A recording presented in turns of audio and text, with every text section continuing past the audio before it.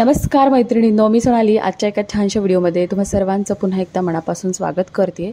तर आज आपण आहे ना 40 साईजच्या कटोरी ब्लाउजचं पेपर कटिंग करून मग फॅब्रिक कटिंग करणार आहोत आणि याच्या स्टिचिंगचा दुसरा पार्ट मी तुमच्याशी लवकरच शेअर करणार आहे।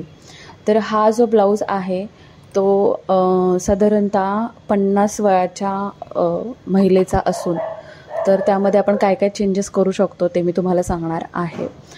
सो चला मग व्हिडिओला सुरुवात करूया। सर्वप्रथम मी पेपर घेतलेला आहे। आता मी इथे सिंगल पेपर घेतलेला आहे, डबल फोल्ड नाही आहे। तर एका बाजूने मी बघा आता माप टाकायला सुरुवात केली आहे। ब्लाउजची जी काही उंची असेल त्यामध्ये 1 इंच प्लस करायचं। ओके, तर तिथे मी शोल्डरची एक लाईन आखून घेतलेली आहे। आता इथे 2.5 इंच मी गळारुंदी घेणार आहे। तर तुमच्या म्हणजे तुम्ही जे माप टाकता त्याचं शोल्डर ब्रॉड असेल तर 2.5 इंचच गळारुंदी घ्यायची। त्याच्या पुढे शोल्डर पट्टी 2.5 इंच हवी आणि पुढे पाऊण इंच मी शिलाई मार्जिन घेतलं, म्हणजे हाफ इंच बाहीला जाईल, पाव इंच आपलं जे काही आहे ते गळारुंदीमध्ये जाईल। सो 5.25 इंच मी बघा शोल्डर घेतलेले आहेत। इथे तुम्ही 6 इंच सुद्धा शोल्डर घेऊ शकता जर पाठीमागचा गळा 7-7.5 इंच असेल तर। आता हा गळा डीप आहे म्हणून मी 5.25 इंच शोल्डर घेतलेलं आहे। मुंडा पण मी 6 इंच घेतलेला आहे। त्यानंतर छातीची लाईन आणि मुंड्याची लाईन आखून घेतली। छातीचा चौथा भाग हे मी फुल बस्टवरती मेजरमेंट घेतलेले आहेत। जे काही मेजरमेंट्स आहेत मी तुम्हाला स्क्रीनवरती देईल। त्यानंतर शिलाई मार्जिन घेतलं, छातीचा चौथा भाग टाकून पुढे 1.5 इंच, मग कमरेचा चौथा भाग 1 इंच पाठीमागच्या बाजूला टक्स, त्यानंतर पुढे 1.5 इंच शिलाई मार्जिन। आता शिलाई मार्जिन तुम्हाला हवं तर तुम्ही 2 इंच पण घेऊ शकता, असं काही नाही। आता साईडचे पार्ट फिटिंगचे मी जोडलेत। आता मुंड्याला पाठीमागच्या भागाला कॉर्नरपासून 1.25 इंचावर मार्क करायचं आणि आकार द्यायचा। आता जी फिटिंगची लाईन आहे तिथे थोडंसं पाव इंच खाली जायचं, जेणेकरून मुंड्यामध्ये ब्लाऊज आपला काचला जात नाही। तर इथे बघा मी पाठीमागच्या मुंड्याचा आकार देऊन घेतला आहे। हे झालं पाठीमागचा भाग। ह्याच पद्धतीने आपण पाठीमागचा भाग कट करू शकतो। गळा जो आहे तो आपण फॅब्रिकवर ड्रॉ करणार। आता इथे आपण पाठीमागचा भाग विसरून जायचं आहे। आता पुढचा भाग जो आहे तो मी ड्राफ्ट करणार आहे।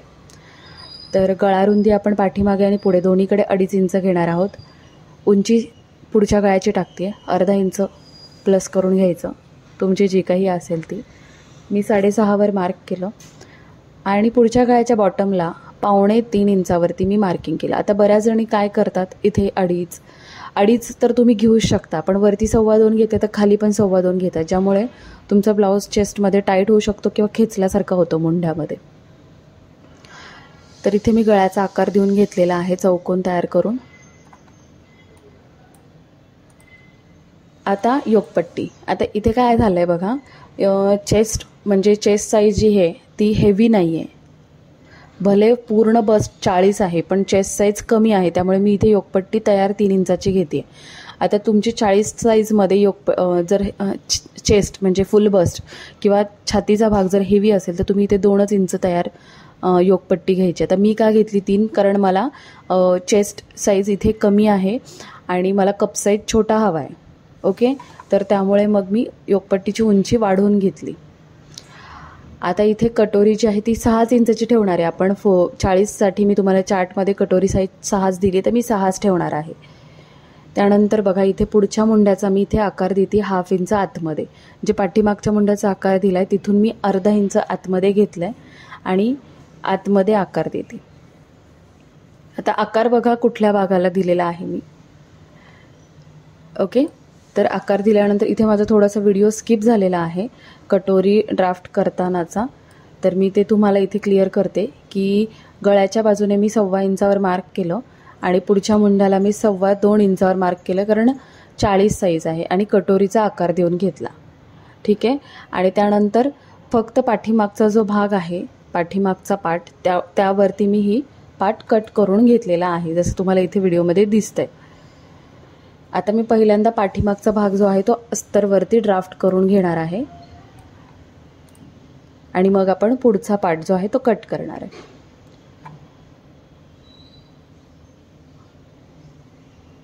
तर बघा इथे मी पाठीमागचा भाग मी इथे ड्राफ्ट केला आहे। आता इथे पाठीमागचा गळा आपण ड्रॉ करू। तर पाठीमागचा गळा ड्रॉ करताना बघा 2.5 इंच गळारुंदी उंचीमध्ये तुमची जी काही ब्लाऊजची उंची असेल, पाठीमागच्या गळ्याची उंची असेल 8पेक्षा जास्त, ती तुम्ही ड्राफ्ट करायची आहे. त्यामध्ये 1/2 इंच प्लस करायचं आहे. तर आता मी काय केलं, पाठीमागची जी पट्टी आहे ती मला तयार 4.5 इंचाची हवी आहे, तर मी 5 इंचावर मार्क केलं, कारण आपलं बॉटमला जे आहे ते अर्धा इंच जातं. आणि गळ्याला चौकोन तयार केला. तर ह्यामध्ये तुम्ही कुठलाही शेप ड्रॉ करू शकता. मी इथे गोल गळा ड्रॉ केला. हे झालं आहे पाठीमागच्या भागाचं ड्राफ्टिंग. बाजूला ठेवून देते. आता फ्रंट साईडसाठी आपण पेपर जो आहे तो कट करणार आहोत. तर मी इथे योकपट्टी कट केली, त्यानंतर पुढच्या मुंढ्याचा आकार कट केला, त्यानंतर पुढचा गळा आणि कटोरी हे भाग कट केले. तर आता यामधला आपल्याला योकपट्टी आणि साईड पार्ट जो आहे तो आहे तसा ड्राफ्ट करायचा आणि कटोरी वाढवायची आहे आपल्याला.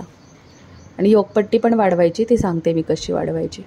लक्षात ठेवा काय काय गोष्टी मी इथे वाढवल्यात त्या ॲज इट इज प्रोसेसनेच करा तुम्ही. तर बघा इथे मी साईड पार्ट ठेवला आणि आता मी आहे तसा मार्क करून घेते.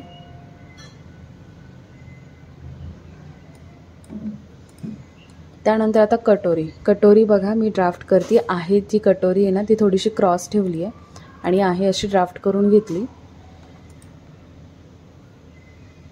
त्यानंतर बॉटम साईडला दोन्ही बाजूला मी 1.25 इंचाने कटोरी वाढवली आहे.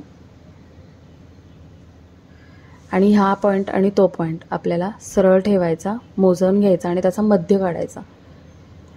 1.25 इंच आणि तो 1.25 इंच, तर तो साधारणतः 9 इंच येतोय. 9चा अर्ध 4.5 आणि खाली 1.5 इंच मी वाढवलं.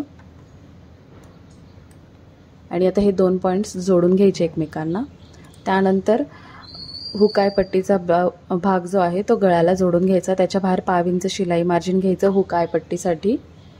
त्यानंतर कर्व्हचा जो साईडचा पार्ट आहे कटोरीचा त्याचे 4 भाग करून आपल्याला तिथे कटोरी जी आहे ती वाढवून घ्यायची. ठीक आहे. आता ह्या केसमध्ये तुमचा हेवी बस्ट असेल तर तुम्ही 1.5 इंचाने सुद्धा कटोरी वाढवू शकता. कटोरी ड्राफ्ट झाली आहे. आता योकपट्टी ड्राफ्ट करताना आपल्याला योकपट्टीला आपण शिलाई मार्जिन वाढवायचं आहे.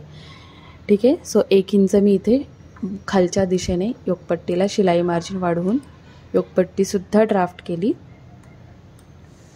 आता हे झालेले पार्ट्स मी अगोदर कट करते, नंतर आपण बाही कटिंग करणार आहोत.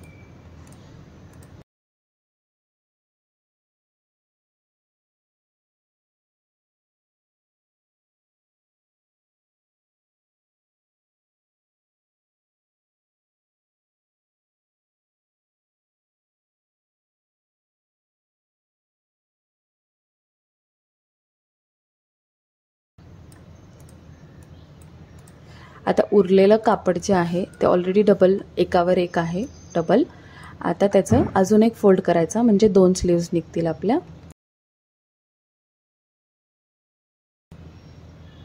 तर मी बाहीची उंची जी आहे ती 6.5 होती, मी 7.5 इंचावर मार्क केलेला आहे. आणि रुंदी जी आहे ती छातीचा 4था भाग वजा अर्धा इंच. पण मी इथे तुम्हाला दाखवते की छातीचा मी 4था भागच घेते 10 इंच. तर मला पुढे बाही जास्त पडलेली आहे, उद्या स्टिचिंगमध्ये मी तुम्हाला दाखवेल. तर मी बाहीचा 4था भाग घेऊन 1.5 इंच आतमध्ये मार्क केलं आणि शोल्डरला एक लाईन आखून घेतली. ही क्रॉस लाईन आहे त्याचा मध्य काढला आणि पुढच्या आणि पाठीमागच्या मुंड्याचा मी इथे आकार देऊन घेते. आता दोन्हीतलं अंतर ते साधारणतः 1.25 इंच असायला हवं आहे आपलं पाठीमागच्या आणि पुढच्या भागातलं. आता दंडगेराचा अर्ध आणि पुढे 1.5 इंच शिलाई मार्जिन. ही झाली आपलं बाहीचं ड्राफ्टिंग. सो बाही पण मी कट करून घेतली. पुढच्या भागाचा जो मुंड्याचा मी आकार दिला आहे तो पण मी कट केला. सो हे झालेलं आहे आपलं पूर्णपणे 40 साईजच्या कटोरी ब्लाऊजचं कटिंग. यामध्ये तुम्हाला फक्त शोल्डरमध्ये बदल करायचा आहे जर गळा रुंदी कमी असेल, बाकी कुठलेही बदल नाही करायचे. पाठीमागचा गळा जर जास्त कमी असेल तर फक्त शोल्डर वाढवायचं आणि गळारुंदी थोडी वाढवायची 2.25 इंच. आता मी इथे फॅब्रिक घेतलं आहे आणि ह्या फॅब्रिकवरती मी अशा प्रकारे हे पार्ट्स मी अरेंज करते आणि हे कट करून घेणार आहे. सो हा झाला आपला पूर्ण कटिंगचा व्हिडिओ. आपण याचा स्टिचिंगचा व्हिडिओ मी लवकरच तुमच्याशी शेअर करते. सिंपल ब्लाऊज आहे. तर आपण नेक्स्ट व्हिडिओमध्ये ह्या ब्लाऊजच्या स्टिचिंगसहित भेटणार आहोत. सो आजचा व्हिडिओ कसा वाटला हे नक्की कमेंट करून सांगा. आवडला असेल तर लाईक करा, शेअर करा आणि आपल्या चॅनलवर नवीन असेल तर चॅनलला सबस्क्राईब देखील करा. सबस्क्राईब केल्यानंतर बेल आयकॉन प्रेस करायला विसरू नका, जेणेकरून तुम्हाला रेग्युलर माझे जे व्हिडिओ येणार आहेत त्याचं नोटिफिकेशन मिळेल. चला मग हे कटिंग करून घेते आणि पुढच्या व्हिडिओमध्ये आपण याच्या स्टिचिंगसोबत भेटणार आहोत.